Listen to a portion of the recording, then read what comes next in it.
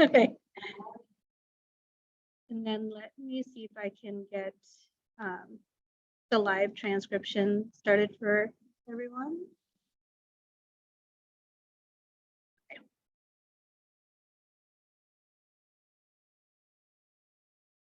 And tech team in the back, could you please, that message that's popping up? Thank you. Okay, great. So again, welcome everybody on this wonderful November morning. From what we understand, some areas in our listening range got snow. So for those of you that got snow, happy early winter. And please don't send it up our way, but enjoy the snow for us over there. So again, good morning and welcome to the November PAC session. Let me get to the slide. So just wanted to let you know the wonderful people sitting next to me this morning. We've got Anna Salinas, our PAC secretary, and we've got Carrie Morgan, our Friday Fest co-chair. So thank you to both of them because they'll be helping out in the chat. All right, so first we have updates from our executive board, and that would be me first going up. So some of the things that I just wanted to touch on are, first of all, thank you to all the parents who've been very active this year in all of the different things that we've been doing. And also, especially to the parent representatives, our sophomore, junior, and senior parent representatives who've been holding the regular meetings. And so we've had quite a great turnout at those meetings with parents getting information from the representatives, but also being able to provide feedback on questions, concerns, different things that they have on their mind. So I just wanted to remind everyone that you're always welcome to attend those meetings to, again, get information, but also to ask your questions and get your feedback. But also wanted to remind parents that if there are any issues that are directly related to IMSA, that feel free to contact them directly because, as you know, these meetings don't always happen on a weekly basis. They're bi-weekly or monthly. So we want to make sure that if there's any kind of urgent issues or questions that you have, that you are getting answers for them in a timely manner. Also, you can visit the resources page on the PAC's website. You can scan the QR code that'll take you to that page. And that also has more information about if you have any questions about who takes care of what. And then we do have some general links to some of the pages on IMSA if you have any questions, because we know there's a lot of information on IMSA's website. And you can also send an email to us at info@imsapac.org. We do have multiple people that monitor that email address. So if you're not quite sure who would be the appropriate person to reach out to, you can always reach out to us and we'll be able to hopefully connect you to the right people. Also, we'd love to know your feedback about what you'd like to hear about in upcoming PAC sessions. So if you could scan that QR code, it's a short little form that you fill out. And so you can let us know so that if there are speakers that you want us to bring in, if there's additional information on different topics that you'd like to hear about, please let us know. We'd love your feedback. Also, we do have some openings. So Senior Banquet Committee Co-Chair and Hospitality Committee Co-Chair. So for Senior Banquet Committee Co-Chair, a lot of the big pieces for Senior Banquet are actually in place. We have the venue, we have the DJ set. So we are actually going to be launching into that season where it'll start to get a little bit busier with Senior Banquet. So for those of you who don't know much about Senior Banquet, that is held the night before graduation, and it is for seniors and their families. And it is something that is hosted by PAC, planned and hosted by PAC. So really the Senior Banquet Committee helps to make sure that that event goes over smoothly. So it's usually organized and planned and executed by parents of sophomores and juniors so that parents of seniors can celebrate with their students. So we are asking if you are able to do so, please consider being a Senior Banquet Committee co-chair. We do have some people who have worked on the banquet prior, but that live a little further away. So they really need some people that are a little bit closer to the Aurora area that can help out with some of the different things like tastings at the venue, and meeting with people that need to be met with in this area. So again, we don't need necessarily just one. If there are multiple people that would like to pitch in and help, that'd be fantastic. And we also need committee members to help to execute that. So please reach out to us, info@imsapac.org, if you are able to volunteer some of your time to help make sure that that goes over smoothly. And hospitality committee, what they do is help to organize the food for our monthly sessions. So like today, we're having bagels and cookies and coffee from Panera, and also for Teacher Appreciation Week. So really the time commitment is not too much of a time commitment, but obviously something that is needed. So if you are available, please consider helping us out and being a hospitality committee co-chair or part of the committee to help with that as well. And again, if you have any questions as to anything else that's entailed, please feel free to reach out to us and we'll be glad to let you know. Also, the Senior Class Club had reached out to us to help to relay this information to parents. They're having a holiday bake sale and they're asking for baked good donations. So if you are able to donate some baked goods to help them with their sale, please drop off anytime between 4:30 p.m. and 10 p.m. on Tuesday, December 6th at IMSA. And the names and the email addresses of the two advisors for Senior Class Club, Chloe and Sam, are on the bottom left of this slide, so feel free to reach out to them if you have any questions. Okay. Next are updates from the treasurer, and Jen is unfortunately not able to join us today, so I'll be presenting her updates for her. So this is the October 2022 financial report. So I'll give a couple of seconds for you to review it. If you have any questions, feel free to put it in the chat, or you can always send her an email at treasurer@imsapac.org. Okay. Another thing that's coming up is there is a fundraiser scheduled at Panera Bread for Sunday, November 20th, all day. So it's the Orchard Road location. It's the one right here by IMSA's campus. So if you are able to do so, please go ahead and visit Panera. Or if your students want to visit Panera, it's actually part of the 1 mile walking trips that they're able to go on. And there's a flyer on our website. If you scan the QR code, just show that to them. 20% of the sales will benefit the PAC to help with all of the different initiatives that the PAC has. So there's also updates from the junior parent representative, and unfortunately Matri is not able to join us as well today, so I will present her notes. So basically, there are no significant topics on hand due to low parent engagement in the past junior parent representative meetings. The next meeting is on Monday, November 14 at 8:30 p.m. And expect a survey on engagement to be sent out next week by Matri to find out what other topics you would like covered. She put on here that a potential topic is spring CAC prep for parents and students and holiday homework over winter break. And a CAC question, how do your Schmens fare for college applications given 3 years on high school versus traditional 4 years? So the email address on the bottom of the slide is incorrect, but if you email her, she will be able to give you more information if you have any questions or if you have any topics you would like covered. So next, I'd like to give it over to Dr. Comfort Akwaji Anderson for her updates. Hi, Dr. Comfort. Good morning, everyone. It's good to see you all on the screen. So yeah, I have a few updates, and I have another meeting that I'll be jumping over to. So thank you, Maria, for making it possible for me to jump in early. So I wanted to start out by mentioning to you all that we continue to realize and recognize the fact that kids are struggling with balancing academics and their well-being. And so Ms. Berger and I and, President Glazer, we are working very hard to continue to support our students. We know that sometimes they want to take some mental health days, things like that.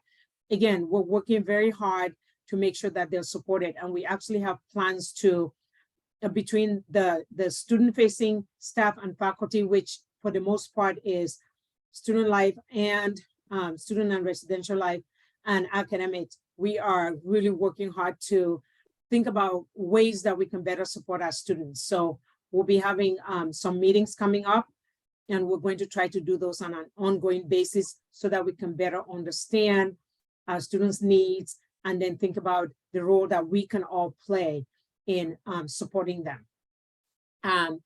Then I wanted to also provide some information about the Challenge Success. We have an initiative going on. Our Dean of Student Support, Mr. Gazak, is leading that. Katie's involved, and of course I'm involved too. Mr. Gazak is going to be putting some updates in the upcoming Titan Tuesday newsletter, so be on the lookout for that. He's also going to include information about the fall final exam schedule. So, and then that would also be posted on our website and then sent out to students next week in an email. So be on the lookout for all of those things. You all know that we have a strategies team that, really works very hard, once again, to ensure that we provide intentional support for our students who may be at risk of failing their classes for a variety of different reasons. So we continue to think about ways that we can proactively intervene before that happens. So we'll continue to share with you what we're doing or invite you to participate with us in some strategies that we are trying to use to make things happen positively for our students. I also wanted to remind you all that, if a student is unable to participate in person learning, because they're physically ill, they should not really participate. This week I had situations that a student was sent home because they had a fever and they were not feeling good.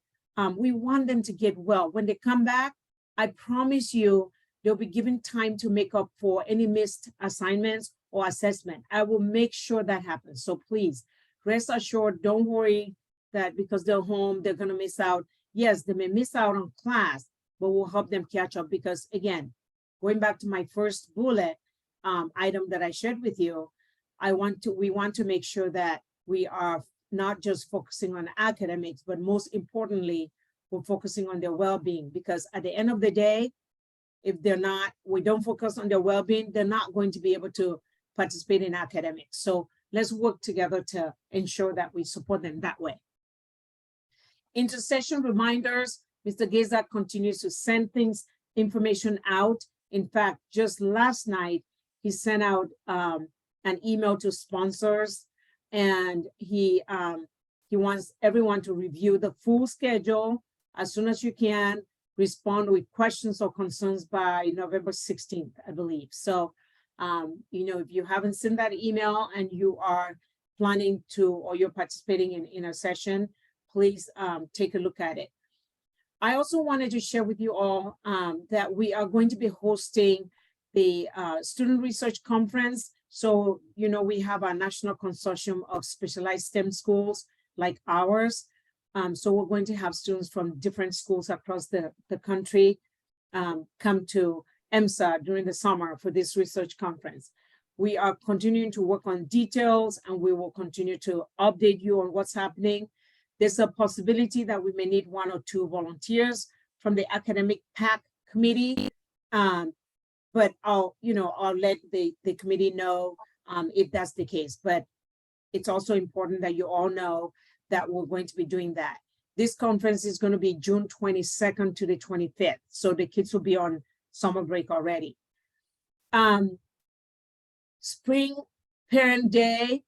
Thanks again to you all. This year in the fall, when we reminded you about the fall Parent Day, some of you expressed the interest or asked me if we could do it in person. At that time, we had already had the plans in place because, again, last year, at the end of Parent Day, I asked you all, I sent a survey out, and we agreed to do that virtually. And I promised you that we will do the spring one in person. So we're going to keep our promise. Spring Parent Day is going to be February 4th in person on campus. Details to come. The other reminder is Top Driver. I've been getting a lot of emails and in regards to Top Driver. So We just provide them with space to conduct their classes, and then we disseminate information that they send to us. So we don't do anything else outside of that. But more information will be shared with you as soon as they solidify their dates when they're doing their training. So that part we will, we're responsible for. So we'll make sure that we share that information with you. I have my team usually make sure that that information is sent out to you. So we're working on making sure we share that with you. But just remember, we don't do anything apart from just give them the space and help disseminate information that they share about the classes. Graduation. I know Maria sent an email, and I think some of you have been wondering about, or you would like to plan ahead, which is good, so that you know when you're going to be moving your student out of the dorm. I'm going to talk about the other part, and then my colleague, Ms. Berger, of course, she's on here. She can, chime in with the moving out and all of that. So Mother emailed, I know it was November 1st. She sent an email to seniors and senior parents about getting measurements with Herb Jones. And in that email, the date and the time of graduation was listed. So that's June 3rd at 3:30 p.m. On November 4th, Herb Jones came to campus to take measurements. And then in December, you will receive another email from us related to diploma correction. It's a diploma correction form email. We'll attach a form to it. So the name on the forms is going to be your student name that's in Power School. Now, if you wish to have a preferred name announced or read during graduation, there'll be a section in that form, for you to indicate that. So we're looking forward to working with you to make sure that that happens, because we want to make sure that we use the preferred name. In Maria's email, there were also some questions about, concerns about transcripts. I can say that we've taken care of that. We're making sure that when transcripts are requested, that the turnaround time is quick, or we don't delay sending out transcripts and create issues, is what I'm trying to say. So we've talked about that, and I hope that we don't have those issues again in the future. The other updates, questions that I think Maria had sent to me have to do with the CAPs. So Manny, who is our CAP lead, has been in touch with Maria, and whatever questions you have, send those questions to Manny. They are planning on him and another CAP will be present at the December 10th meeting. He communicated that with Maria, I believe. He'll be there to answer your question. They've been putting together an FAQ with all the questions that you've been sharing, so that those questions can be answered. And if there are questions that require attention, like right now, I'll make sure that we respond to those. So I don't want you to be concerned that we're putting off answering your questions onto the 10th. The 10th is for, just information that we know you need to have, that you've sent questions to us. We're creating that information will be shared with you and posted on the website. But any urgent questions, we will make sure that we respond to those in advance. That's a lot of information. I'll stop here. Let me know if you have additional questions, anything I can clarify. But that's what I have for today. If you have any questions for Dr. Akwaji Anderson, feel free to, if you're in the audience, just raise your hand and we'll get the mic out to you. Or if you are virtual, go ahead and either put it on the chat, or you can unmute yourself and ask the question. Do we have any questions for her? Okay. Well, Dr. Akwaji Anderson, it sounds like you did a wonderful job of sharing some information. Oh, Thank you. I'll be here, so I'll just be quiet. So just let me know. You just let me know if you have questions. Okay. Okay, there is one actually that just came up on the chat. Okay. Parent is asking, did I hear that intercession full schedule went out to all parents? Yes, that's what I just, I said. That information was sent out. There's an email that Mr. Gazak literally sent last night. So take a look at your email, and if you have additional questions, reach out to him. Yes. Okay. There are parents that are saying that they did not receive the email. So could it be still stuck in queue to be released? Well, I can check into that. Thank you for letting me know. I'll check into that. Okay. Yep. And Ms. Berger is here, with me. So if there's something that needs to be done between the two of us, we'll figure it out and make sure you get what you need. Okay, great. Yeah. And Okay. and just to remind parents too that please reach out to I believe it's Minerva if you are not receiving those emails that are going out to the parents distribution list. Yes. But also we do have those emails on the PAC website under I can't remember which tab it is, but it's under, I think, communications or something like that on the PAC website. So yeah, please make sure to check because we know that there's a lot of emails that go out, but we want to make sure that you are getting that information. Yes. Yeah, this email I'm referring to went out at 11 o'clock last night. So yeah, I'll double check to make sure that it's not, that it's been released. Yes. All right. There's another question for you, Dr. Well, actually, it's not a question, it's just a comment, tell the parent. As I was working on the future, there's some parents don't get an email. So probably they could send, if they want your dad and mom to receive the email, they should reach out to the server. I don't think parents knows that you could add 2 emails. Otherwise, initially, it will only go to one parent. Thank you. So Marguerite had pointed out that to make sure because she had encountered that some parents were not receiving emails when she was at the multicultural. So if you want to double check, if you have more than one parent that should be receiving emails and you need another email added, to reach out to Minerva so she can have that added to the distribution list. That's a great idea. And another question that was asked in the chat was about whether or not the December 10 meeting is just a CAC meeting for seniors. No, it is actually the PAC session, but we will have representatives from the CAC office here. So you'll be able to ask them questions in real time and they will be sharing information with you. That is correct.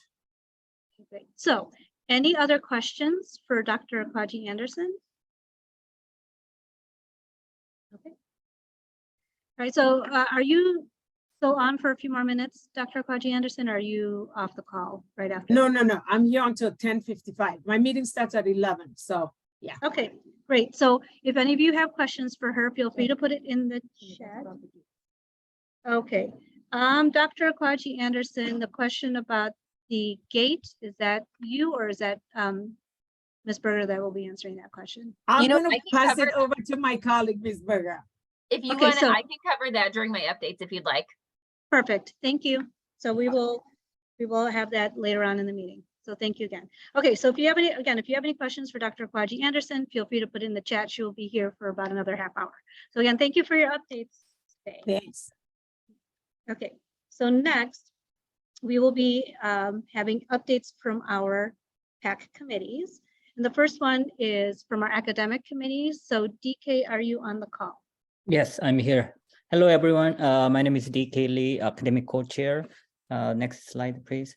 We don't have a lot of update this time, but I just briefly want to talk about the academic integrity and honesty. I echo Dr. Akwaji Anderson about our students' well-being and mental health. I think that's very, very important. And also, I think the whole idea about this academic program is just, establishing the healthy academic environment and IMSA. And I heard a little bit during the meeting. I think there's some incidents about the integrity related concern about with our students. But most importantly, we need to understand. I know the end of the semester is a lot of assignment, homework, and exam. Student gets a lot of pressure. I think it's a good time to as a parent to support our student. Just to encourage them to work with the the schedule. And I think very important. And also there's some consequence in related to academic integrity and honesty. I think I strongly encourage your parents to read the student and parents handbook related to academic behavior code. I think it's very important. I think students need to be responsible about all the during their homework and assignment. And I think we need to re-emphasize one more time. I think it's very important. And we spend a lot of time, talking about, just during the meeting with the Dr. Akwarj and this about it. All right, thank you. Next slide, please. I think that's all I have, but we talking about the CAC representative coming to the December 10 PAC meeting. I think it just, if you have any question, all the parents, if you have a question, you're not able to attend the meeting, or you want to have a some more detailed question, just email us academic the academic at imsapac.org. I think Maria and I put together all the questions coming from the parent before the PAC meeting, and then we can use the time more efficiently. Okay, just see if you have any question regarding about the academic, just email us. Thank you. That's all I have. Thank you. And I just wanted to say thank you also to DK and some of the other members of the academic committee for attending some of the parent representative meetings as well, because they're able to give some updates as well as take feedback for any of those questions that are academic related as well when they have these meetings. So again, thank you to the academic committee for that. And next we have the Friday Fest committee updates. Yeah, if you want, you can just put that on too. Next slide, please. Good morning, everyone. Okay, there's a picture of Melissa and myself, and the co-chairs. We just wanted to say thank you very much to the IMSA families that donated food, money, and/or their time for the November Friday Fest. We appreciate your help very much. I took 0 pictures at the event, so these are pictures that other people shared with me. There's this slide and the next one. All right, and then just the very last thing is that we have the next Friday Fest will be held on Friday, January 27th, and we hope that you'll all be able to participate. If you have any questions or anything, you can reach us at the email address that's on the next slide, which is fridayfest@imsapac.org. Thank you. So yeah, thank you to Carrie and Melissa and their the group of volunteers and all the parents that came out to donate food and help serve it. There were very many happy students with very happy tummies after that. So thank you. So next we have Multicultural Committee. So that is, she's coming up real quick. Okay, good morning, parents. We represented the Multicultural Committee. Next slide, please. And my name is Mei-Lin Lu. I'm one of the co-chairs, and we can skip that. I think we talked about last time already. And another co-chair is Margaret, and she's going to give us some update regarding the first time in-person multicultural show. Margaret, go ahead. Good morning, everyone. Yes, skip that one. Go to the next one. Okay. All right, so Mary and I organized co-chair the cultural event that occurred yesterday, and for the parents today, for us to go and see our wonderful students, how talented they are. They're not just academic talent, but they also we have a talent there. So what we did, we hosted at least 3 Zoom meetings with the student organizer from both cultures. And after doing that, they sent us all the information, and we created a sign up changes request email and sent it out to the parents. And it was just a waiting game after doing that. So we waited and see. So we got less than half of the donation and some money, but however, some of the food that were missing from the list, the money donation that they gave us. So I went and purchased that from the local African store that is around the area. And I also found out about the Indian store that we do have in Naperville. While we were doing this, first of all, I want to give many thanks to all the parents, the students, and we also have alumni mom who really cooked. Her daughter's no longer here, but she spent all day yesterday making snack cooking for the students. So a big shout out to her.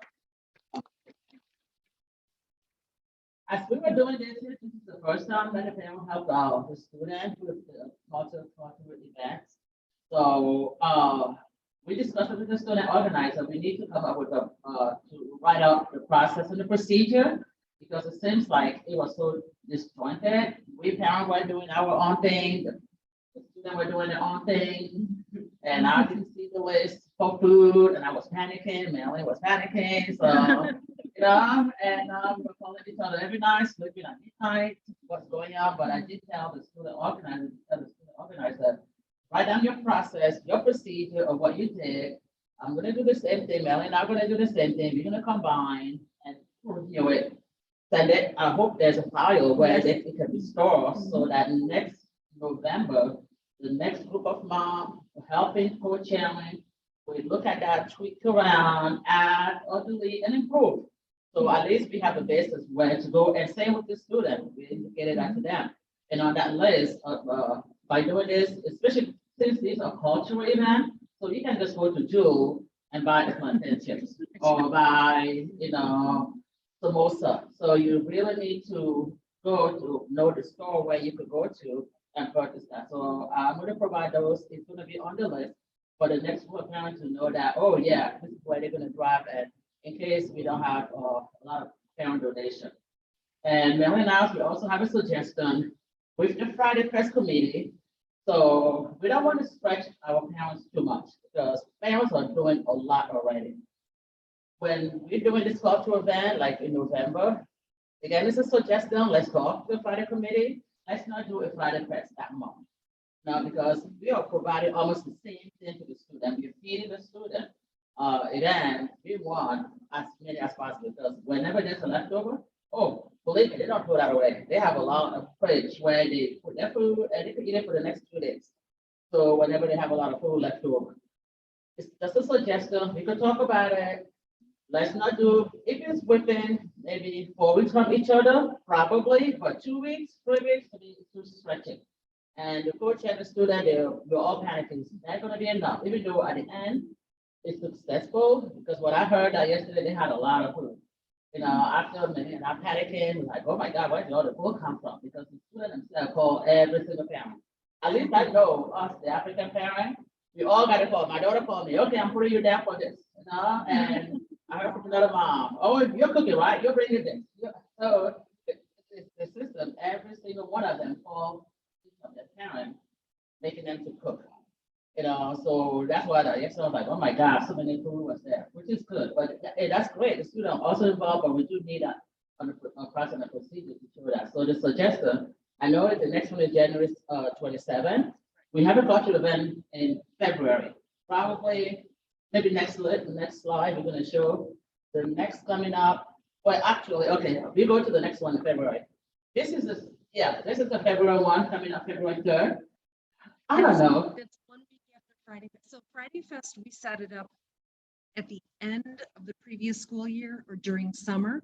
And we talked to Katie Berger and Dottie Kret, who's in charge of facilities. So whoever's in charge of it next year, they'll need to make sure if you don't want, because it's February, but it's a week after the next Friday Fest. Definitely not. So, Definitely not, because right. Yes, go ahead. For the parents who are donating, if that happens on the day that the parents come, instead of it being the student show, like if we could have the parents bring their food and have the students eat on the day that the parents are coming to the show, then maybe you could get more parent participation. Because I know I would love to do something, but I would do that. But I'm here today, you know, to watch them, so I haven't been able to bring something today. Yeah. Okay, we So, can put that down. Yeah, if you talk to the student leaders and see if that's doable. Oh, definitely. Yeah. That's a good suggestion. We're gonna put that down, and when we start having our mailing, hear that when you and I are going to start having that Zoom call in January, talking to the student, we're gonna bring that suggestion. Because we Alright. also just suggest to them, yesterday, I mean, you guys are in and out there. I know they're teenagers, at 1 a.m. in the morning and 2 a.m. But it's the food that we want. So we also kind of brought that suggestion to them. Again, this is the first time even myself, my daughter is part of is on board with the African, committee. She's like, well, that this is the first time too. I mean, we all went through this our first time. So they were also there trying to struggle and back and forth. So definitely, yeah, the one coming up in February will be, we're gonna add there. So any parent, if you have other suggestions, please shoot us an email. Yes. So we always want to improve to the next level, now to change, to add, or to delete. So we definitely take time and discuss it with the culture coming up. So definitely, as was pointed out, and we heard that some people on the Zoom call could not hear the question or the suggestion. The suggestion was to have the food during the parent, or have the parents be able to bring the food when it's the parent show, so that they're not having to make 2 trips. So that is something that they will bring up to the student leaders to see if that's something that's doable.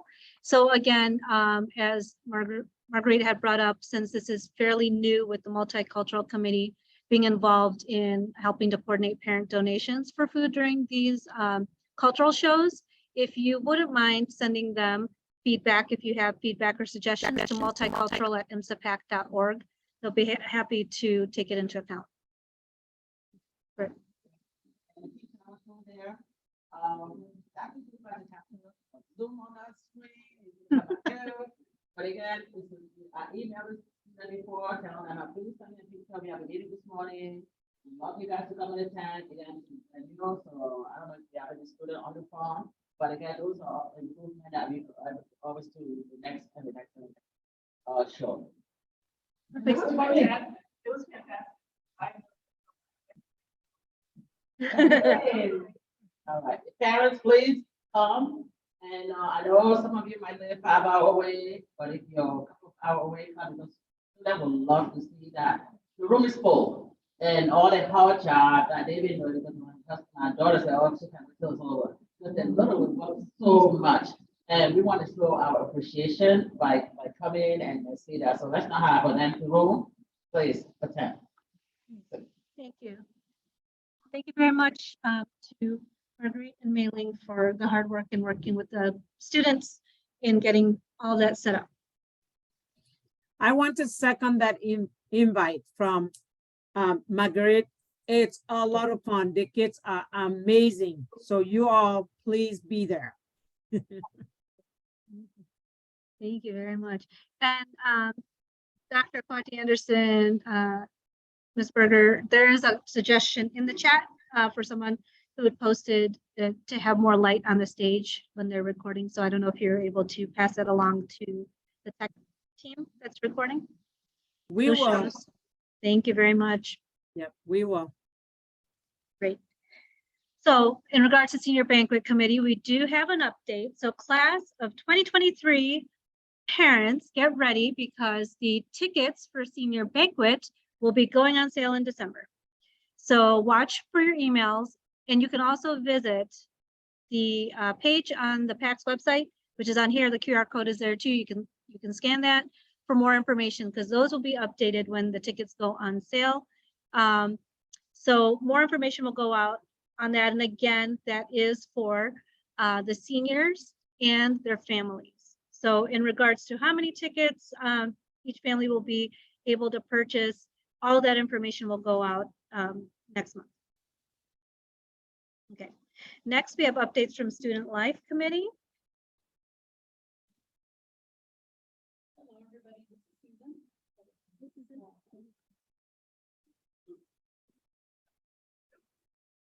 Sorry, you're gonna have buddies.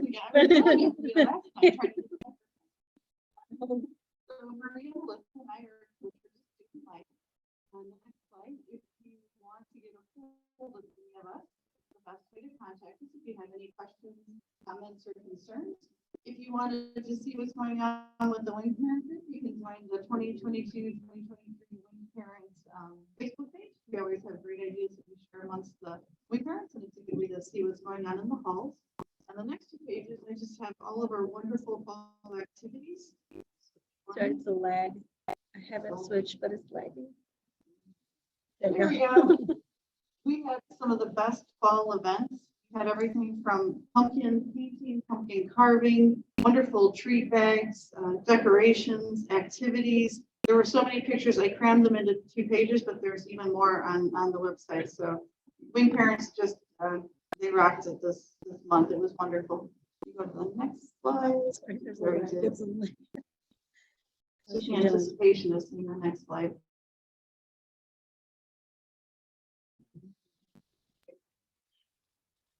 So we seem to be having an issue inside here of seeing the slide, but I think all of you are seeing that second slide. There, okay, there it is. I forgot, we did marshmallow roasts, so many things. Wing parents, you guys did a great job.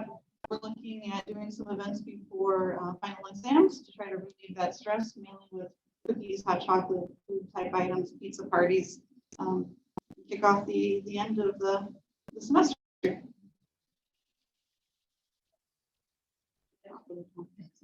Oh, do you have a question? Yes, no suggestion for the week now, I remember.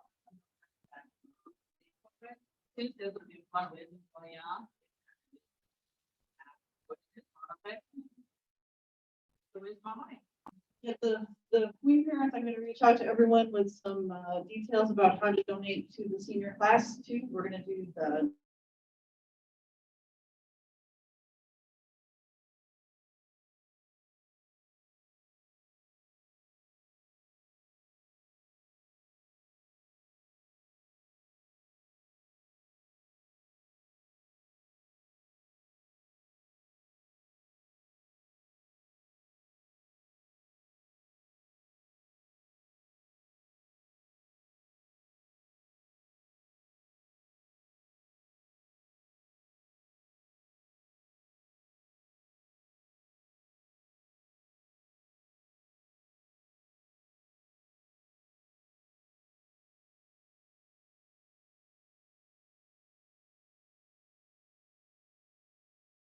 I do apologize that I automatically muted. So as I was saying, next we will have updates from our IMSA representatives.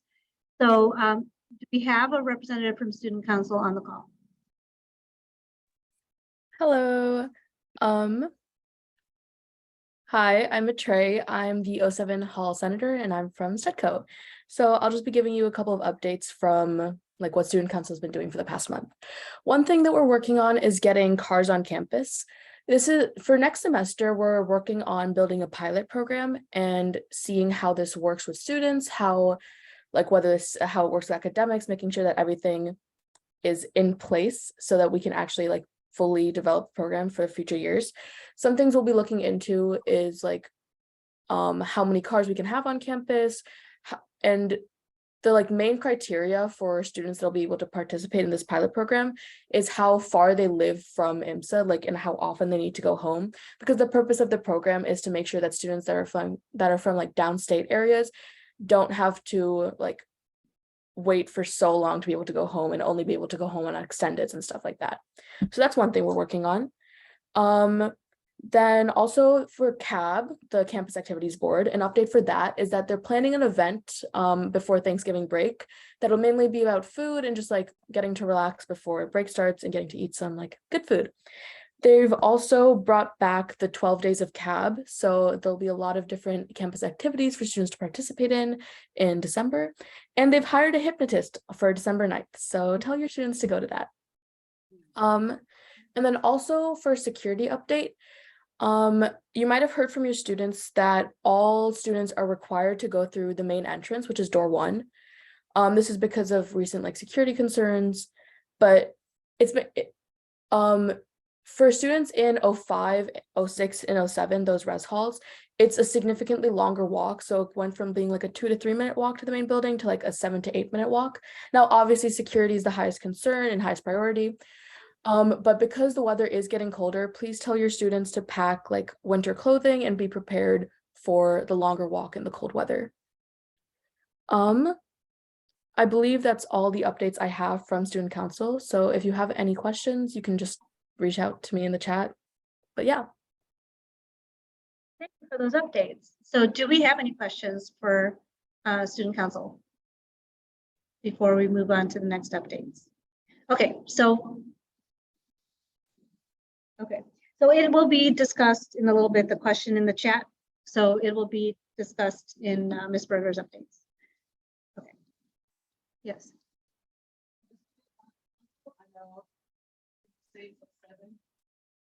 So just so that there are people on the call.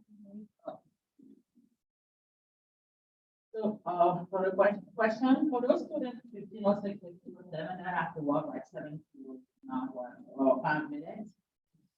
When they come in, that is really freezing cold. Because even me at work, when I went to park a lot, like that, and it's so cold to do my family walk to the building. I know security number one, first safety always there, but is there a way that security there or someone can be at those doors, especially the time in the morning that they have class, that they know that's when a lot of class will come through. Someone at the door helping them to open the door so they can go through those shorter door. So private school can provide something like that, because there are some days that you have like 5 degrees or below 0. We don't really want our students to be walking that 7 minutes. So they can just make that special time for that one day. So we can leave that for when Ms. Berger Yeah. does her update. So if you wouldn't Yeah. mind, Okay. thank you. Anything else for? Okay, great. Thank you. Next, we have Mr. Daniel. Is it Salome? I want to make sure. Salome. He is the chef here at Lexington.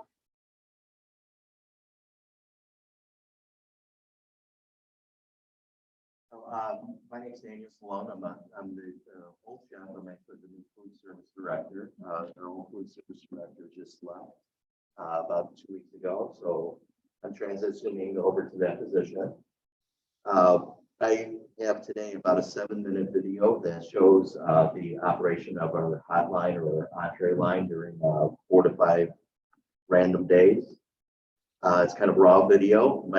Some of you might find it a little bit boring, but you'll pay attention to the portion sizes that you're giving. It shows you a little bit about the quality of the food and also the pace of service. We're surveying between 400 and 500 students per meal period on any given day. So we're moving quickly on this. So it looks like I'm not able to open it. Oh, Are you able to do it with your email person for that? give us 1 second and we'll have it up. Is it this one? Does it look?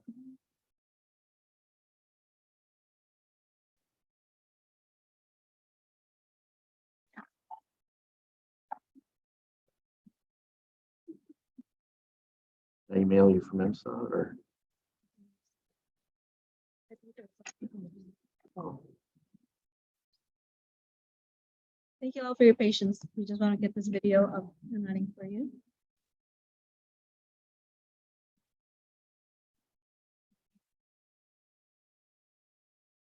As Anna had said, if anybody needs to stretch, feel free.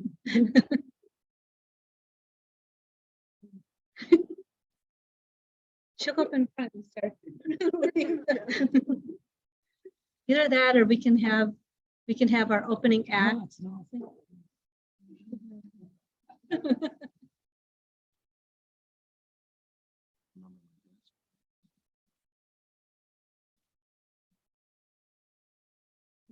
Let me see if I can get it working. Do you have anything else to share?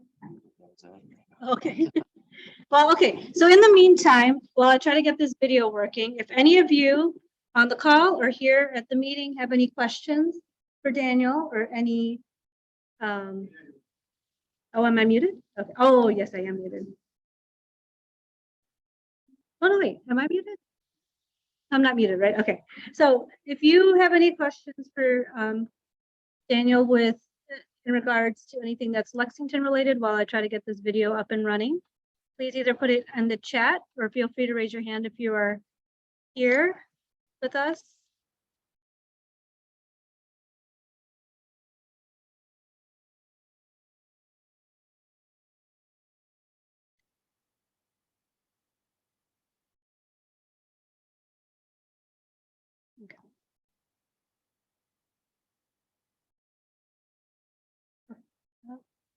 Do you have any questions? Not any questions, okay.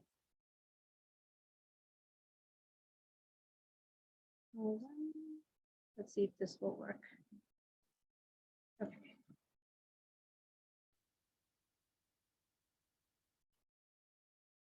Give me 1 second, everybody. I think hopefully we can get this up and running in 2 seconds. The junior.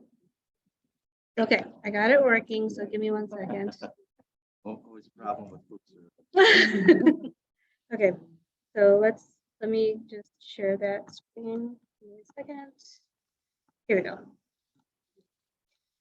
So.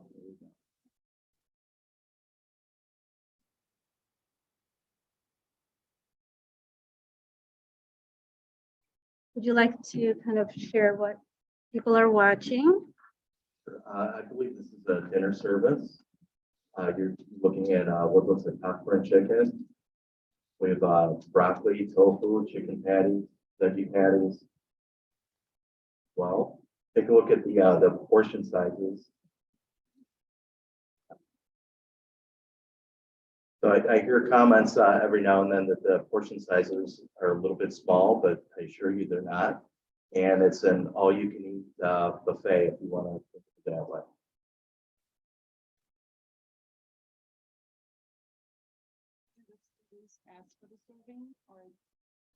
The students are able to select from any of the servings that are out there. So if they just want a vegetarian item, for example, the noodles there, the broccoli, the tofu would be good choices. The veggie patty would be another. You know, you can have all the items if you want. You can come back for seconds, thirds, fourths, 10 times if you're a hungry teenager. You're more than welcome to. So this one is pork loin. We're serving that day with cornbread stuffing. Our version of chole, green peas, chicken patty, and French fries. So again, you're going to see the portion sizes are going to vary a little bit just from what the students are choosing. They do come back for seconds and often thirds. And, you know, hungry teenage boys sometimes fourths. So, what you're not seeing here are the salad bar items. There's probably another 30 vegetarian items on there as well. Pizza is pretty much all you can eat. I've moved it out to where they can serve themselves. Soup as well.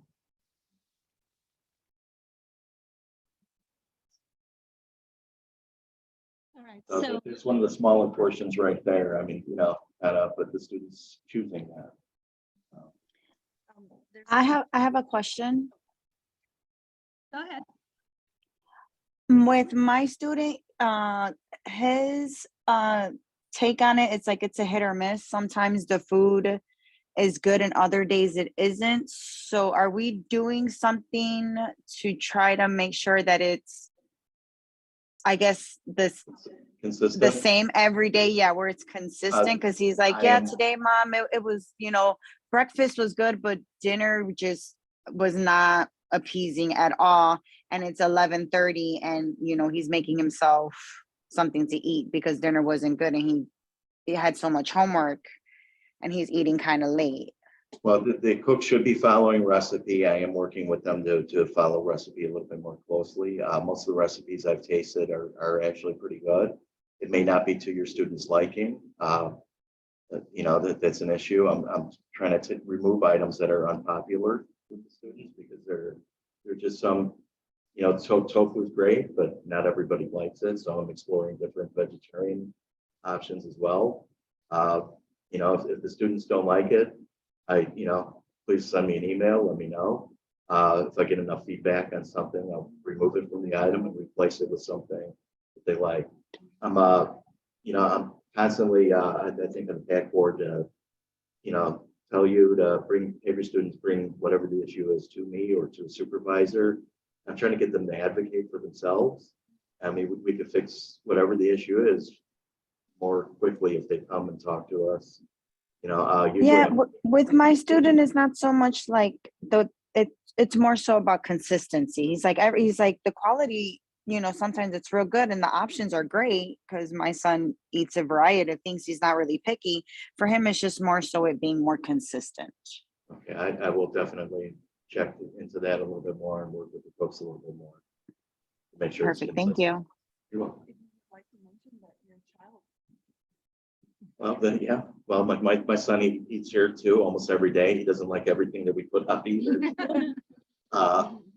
You know, we're working towards that. I mean, there's some issues too with out of stock items. I don't know if you go to the grocery store, you'll see items that are out of stock, and sometimes that's going to affect the consistency as well. So There is a question in the chat. A parent is asking with pizza, if there could be, if cheese pizza and veggie pizza could be placed out along with meat pizza for the vegetarian students.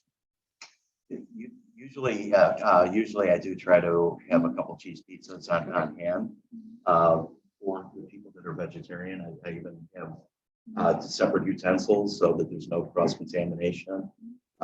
Vegetarian pizzas, if we're running both, the vegetarian pizzas will be on top. So What is the best way for students if they have feedback for you? Is it by email to stop by and talk to email you? would probably be the best thing. If you're in house, come on by, say hi. I'm always happy to meet all of you.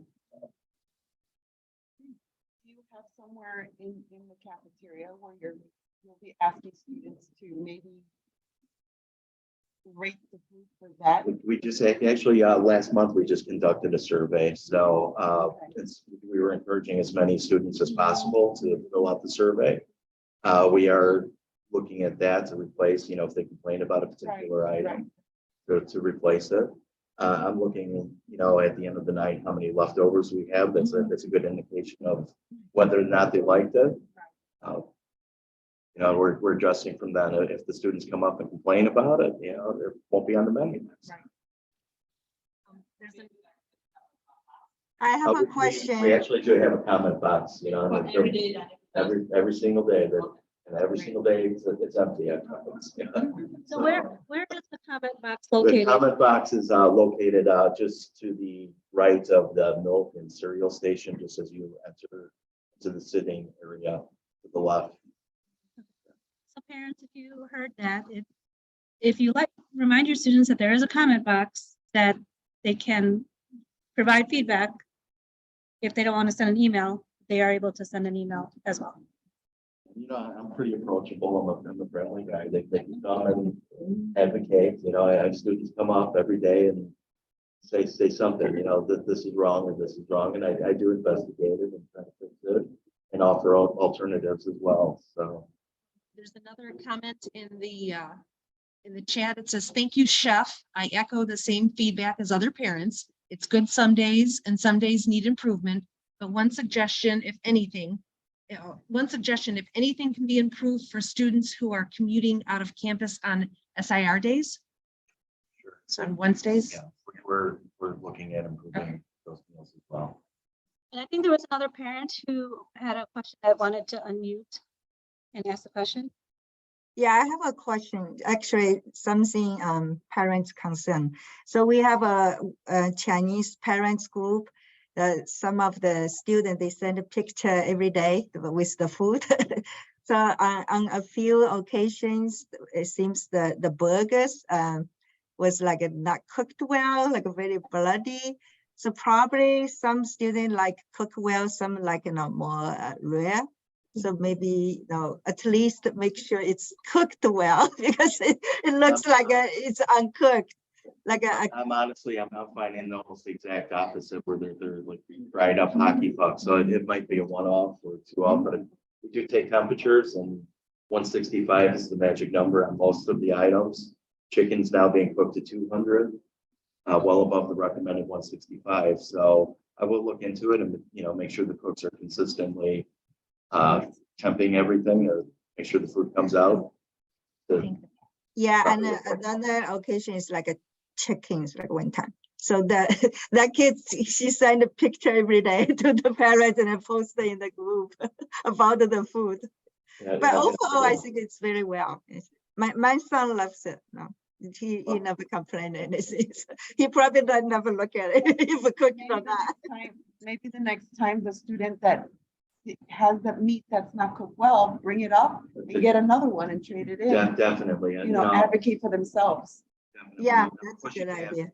advocating because we can fix the problem. And if there's, if there's an issue where meat or chicken's undercooked, I don't want to serve it to 20 people. Right. You want to fix it right away. Yeah. So please have them come up. I'm not being a promise. Okay. Thank you. Thank you. Maybe directed to you or the athletic, the coaches. I don't play sports and I'm sure lots of students play sports. For those athletes, it seems to be like when they come back on campus, they don't have anything to eat. Or they have full food, so I don't know again if that's directed to you or the coaches, but they seem to be left out after they game or practice. I think it's a little bit of both. I'm trying to communicate a little bit better with the coaches. Sometimes their games finish after 7:15. I'm happy to leave food for the students to pick up.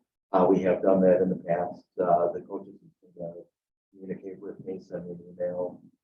We also provide sandwiches and that kind of thing for them while they're at the event. So they just need to get their order from me. Do my best to get food out. The coaches need to send me an email if it's something. Let's say they know that the game's going to be 9 o'clock. I could at least have something for them held off to the side. But if you don't know. Yeah, and we have done hot food in the past, and then I come back and nothing's been touched either. So I don't know if they can't get in or no.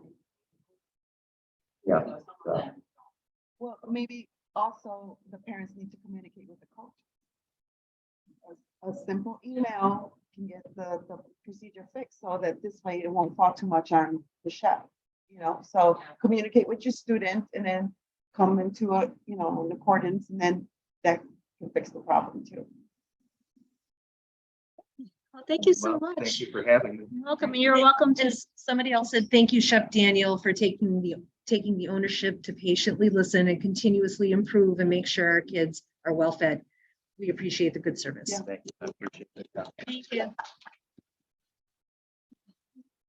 We do have a special guest who is joining us and wanted to give some commentary. Okay, so I just wanted to thank everybody on behalf of PSU or ISA for doing this today. I really appreciate the PAC, especially how close Finance was in the culture show yesterday. It was a big success. Everybody loved all the food and everything that you guys brought. We want to say thank you.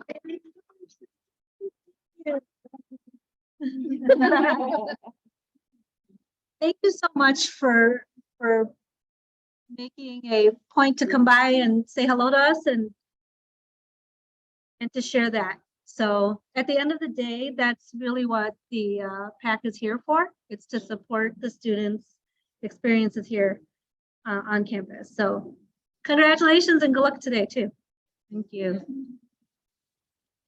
So next we have updates from IMSA Student Affairs Office. So we have Miss Katie Berger. Hi, good morning, everyone. It's nice to be here with all of you. I was hoping to be here in person, but had a little bit of a change of schedule with our family, and it worked out to be able to join virtually. So thank you for always offering that option. I wanted to jump in right away and just start providing updates related to security. I see that there are questions that have already popped into the chat related to the unidentified person that was on campus, access to the residence halls, things like that. So I'm going to share a bunch of that information. And then if I miss anything or if you have follow-up questions, you can feel free to ask those as well. So we did have an unidentified person on campus, as you all know, who did gain entrance to some of our academy buildings, was actually let in by some of our students. And we have worked with APD on this. They were not able to identify the individual, but luckily we can share that we have not had any additional sightings of this individual on campus. It has caused us to, of course, continue to review and at times modify our security practices.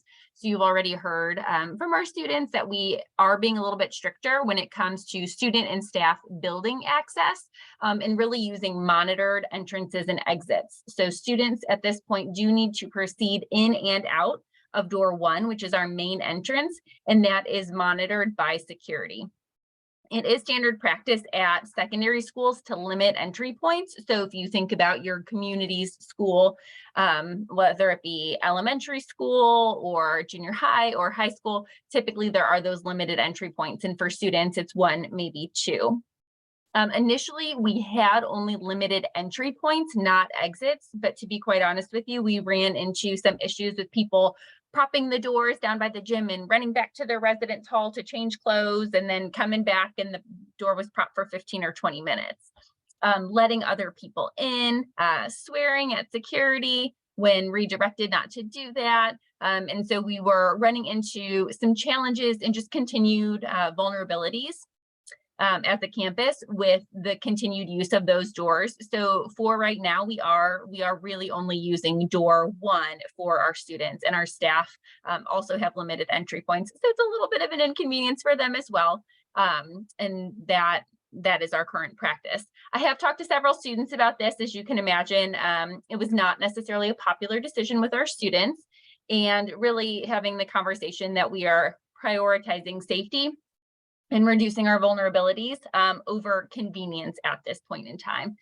You know, some of our students we all have different relationships with different students. And so there are some that are a little funnier in how they approach the conversation. So I had a student come up to me and say, "But Ms. Berger, my skin is so sensitive walking outside in the cold." And so I said, "Well, put on a jacket."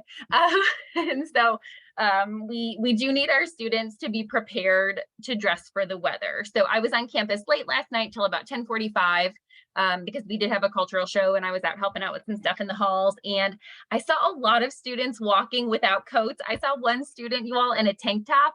And I know it was nice on Thursday, but man, it was not nice yesterday. It was cold last night.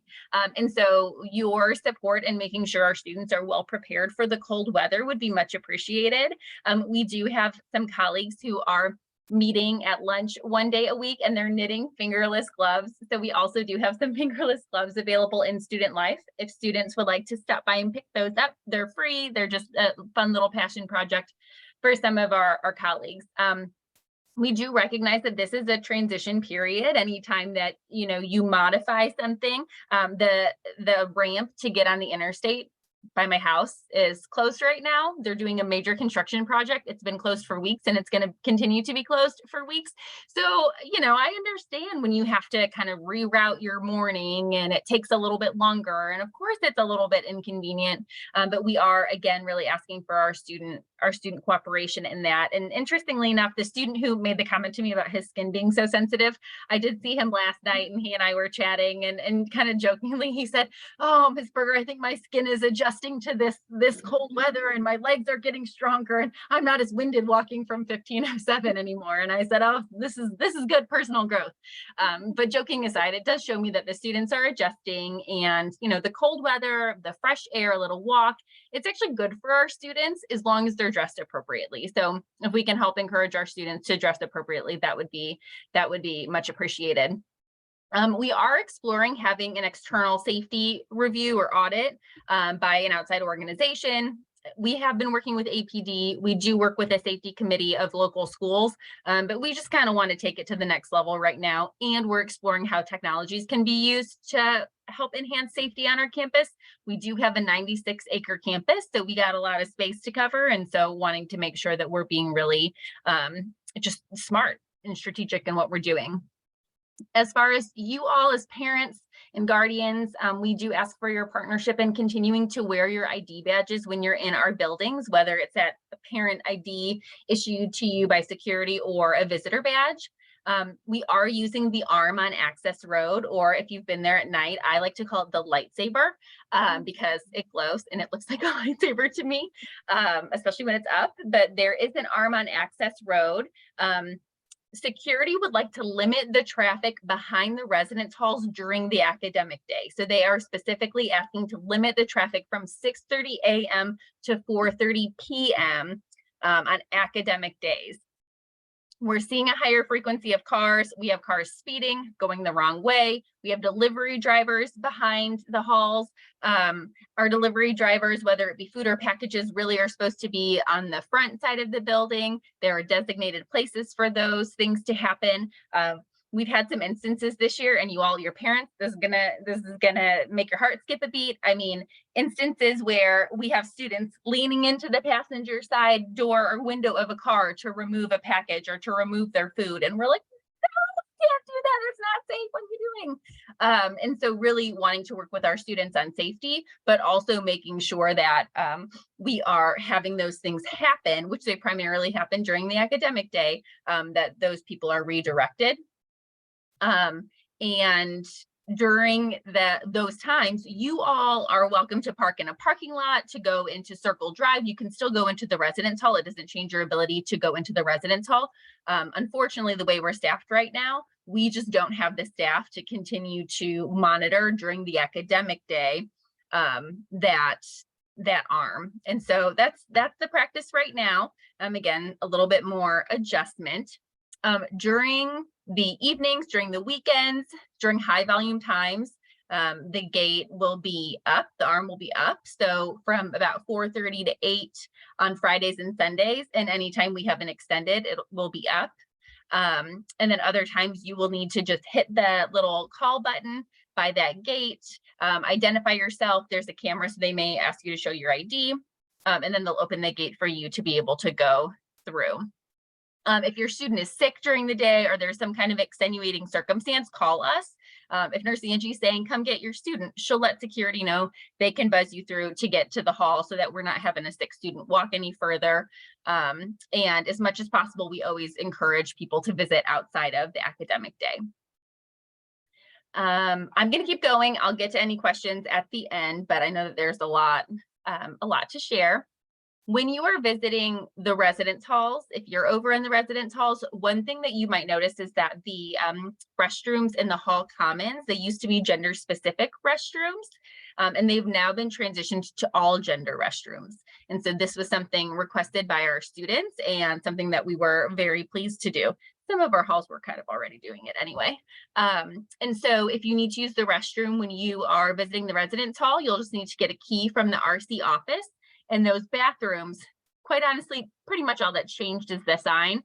So they still may have more than one stall in there, and they're intended for right now to be single use or family use. So if myself and Maria were there at the same time, we would take turns using that restroom. Whereas if I were there with my 5-year-old, she and I would be able to use the restroom at the same time.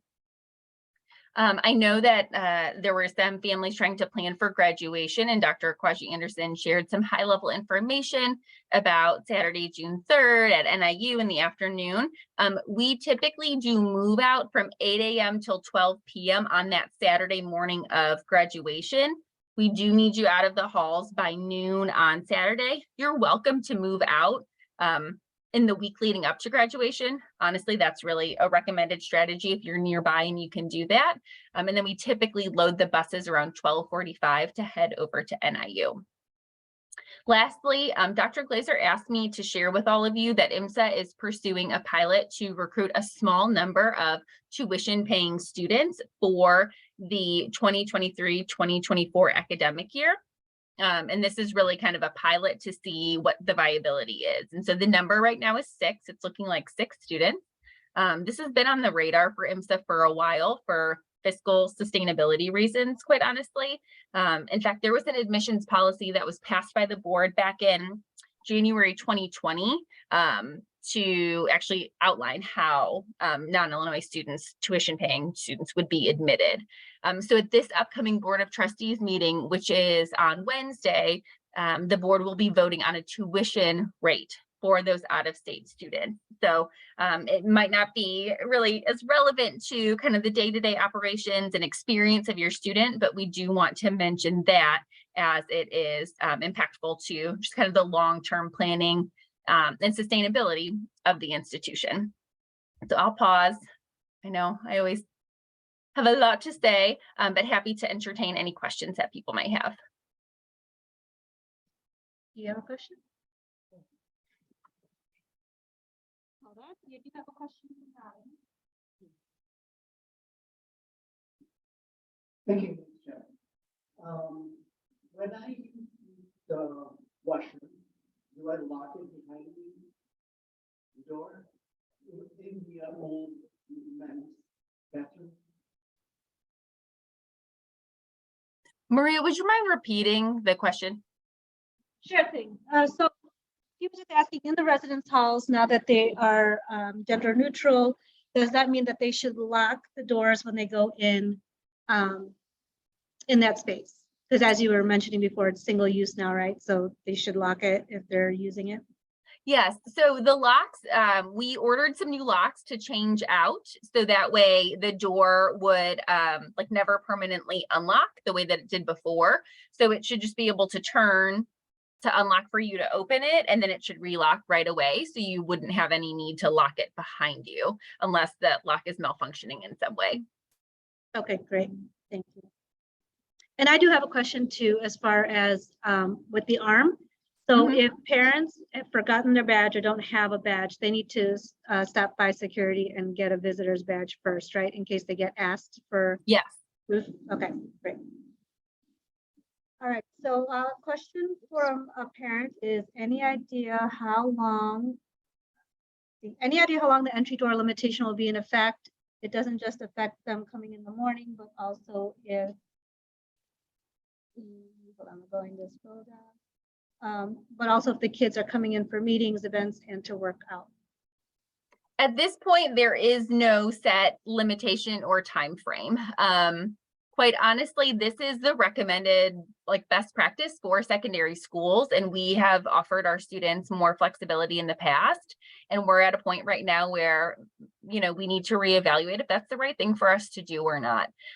So at this point in time, I don't know when or if it will change. We will continue to look to our security team and look to these outside professionals for guidance for how we want to proceed. And I think that we'll end up having, you know, some conversations with students and with parents to continue the open dialogue about what makes sense. But we are going to prioritize safety first and convenience next. And so as of right now, people should plan on this being the way it is for an extended period of time. Okay. Another question coming through on the chat is it possible to have an invisible fence around the main building and dorm buildings?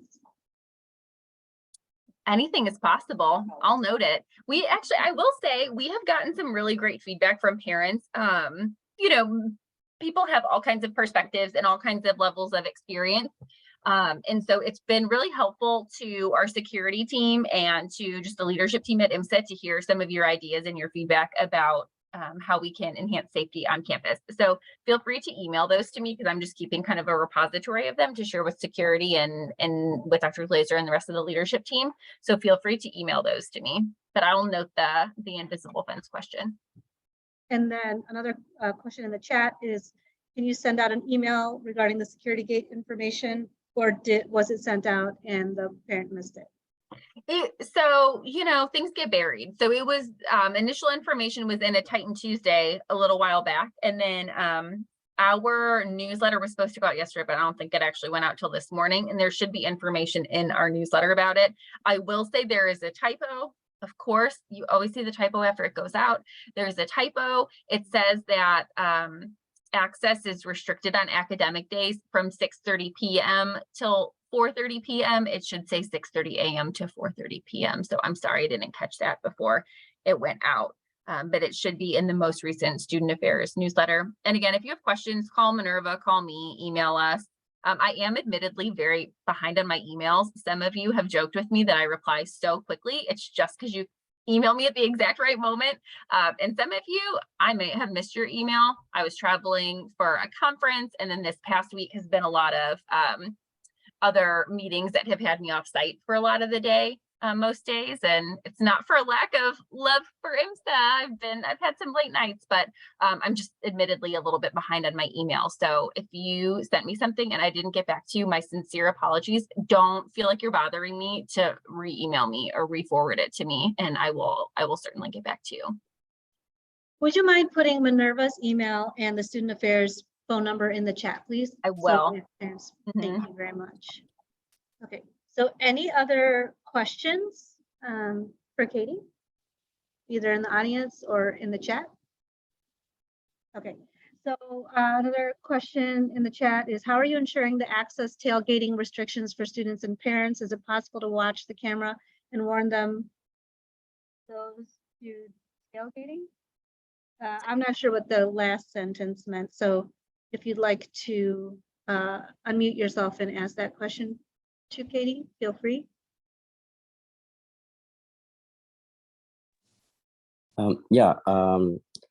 This is Vasudevan.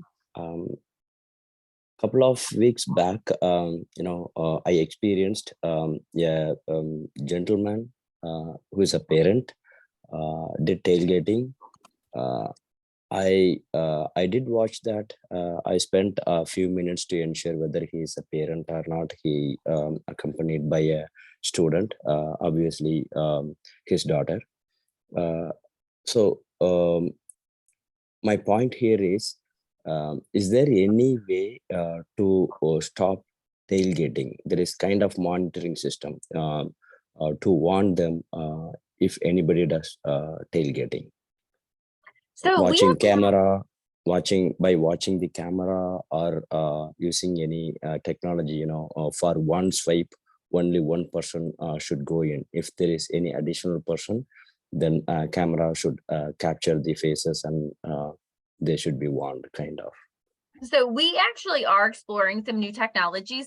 They come with a hefty price tag. So there's always, that we always have many obstacles to overcome, but we're trying to be agile and trying to overcome them. But I was just talking to our head of security the other day, and he was talking about some new technology that they were exploring, that they would be able to literally go and say between 7 a.m. and 10 a.m. who came in wearing a green dress, and it'll pop up your picture, Katie. And so I know that they are looking at some of those things. Again, that's part of the reason those technologies are really only going to serve us well if we're able to limit some of the access points that we have to buildings, because our main building has a lot of ways in and out. And our residence halls also have 3 different entry points that our students can use with fobs. So, and cameras, we have cameras all over campus as well.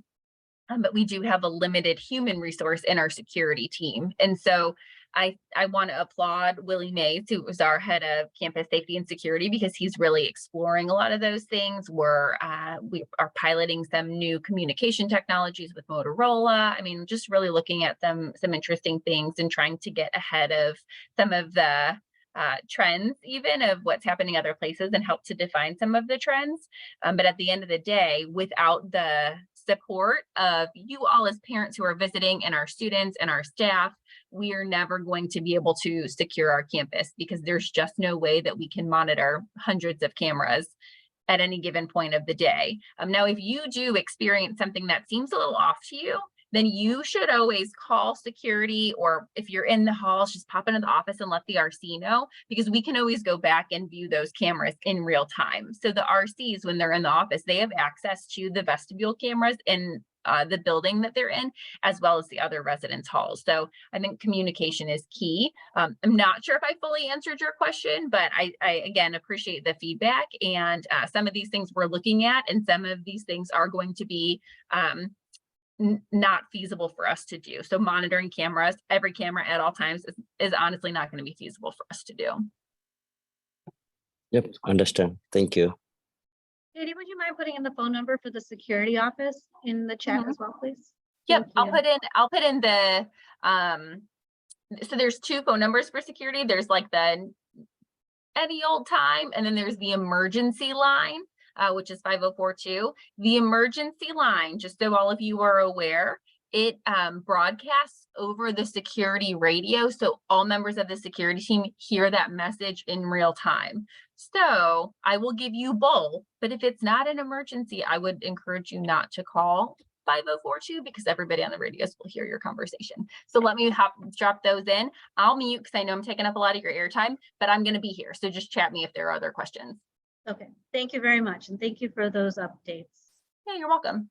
Oh, okay. There's one more question from the audience.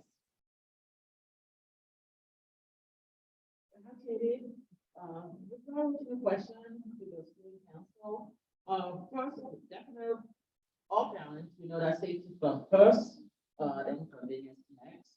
So, since they have one door that they can use, with winter coming up, maybe it's down for, can you think about it that, and now, if the temperature go below, I don't know, 5 degrees or below 0 degree, kind of have a security person or someone at the other door. That's going to be convenient for the student, especially during the traffic time. Maybe if all classes goes in at 8 o'clock, then that's when you have a lot of students coming in for classes. Have maybe one security person be there maybe for 30 minutes to open those doors for the student with that majority of traffic time that they have classes. Based on the temperature, again, I don't know, it could be 0 degree or 5 degree, whatever, but something that can help her at least when it's too cold. Yep, so I think I caught that. I think the feedback is if the temperature falls below this threshold to be determined, that we would allow students to have access to closer doors that would be monitored by staff for like a period of time. Is that accurate? That is correct. Yes. Yeah, I think that's fair feedback. We have in the past, so we have had other times where we've only allowed people entry and exit through door one.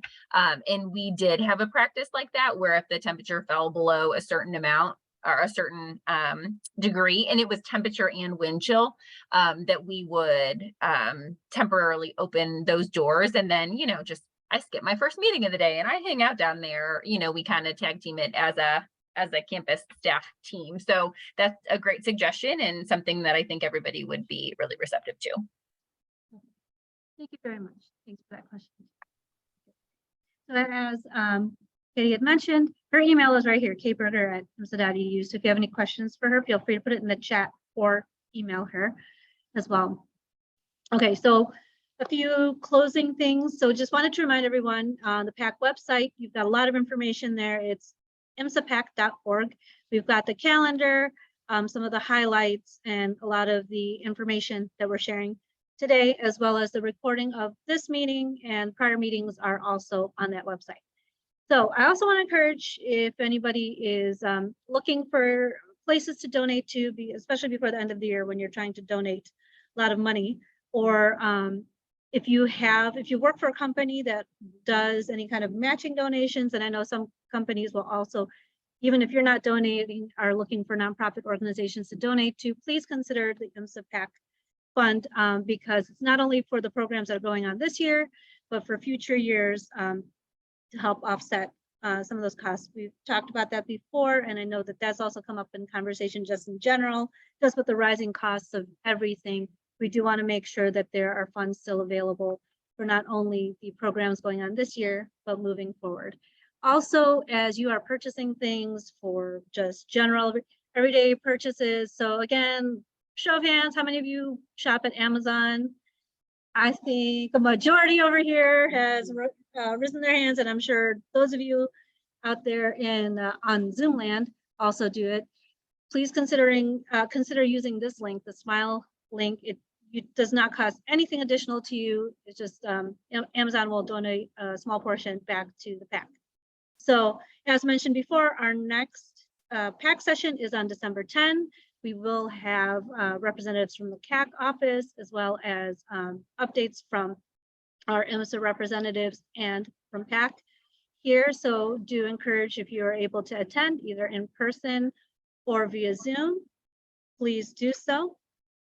And then also in January, thank you, take care. Okay, in January, we will have the meeting via Zoom only. They do not have the facility available for us to have the hybrid in January, but then the rest of the meetings in 2023 will be hybrid. Yes, so there's one of our tech team members left their phone on volume. So that's why you'll hear the laughter over here, because we're trying to figure out how to do that. And as Katie mentioned, the Board of Trustees meeting coming up on Wednesday. So you can go on the page that shows you how to call in and hear that meeting. And here's a QR code if you want to reach the website. And also, again, feel free to email us at info@imsapac.org should any questions come up in between now and the next session. So again, with that, just wanted to say, I hope you all have a great rest of your weekend, and everybody please have a happy and safe Thanksgiving and enjoy your kids when they come back home. I think everybody's faces are smiling, right? I think. And I hope your refrigerators are full of food and your arms full of hugs ready to give them. So again, thank you very much, everybody, and we will see you next month.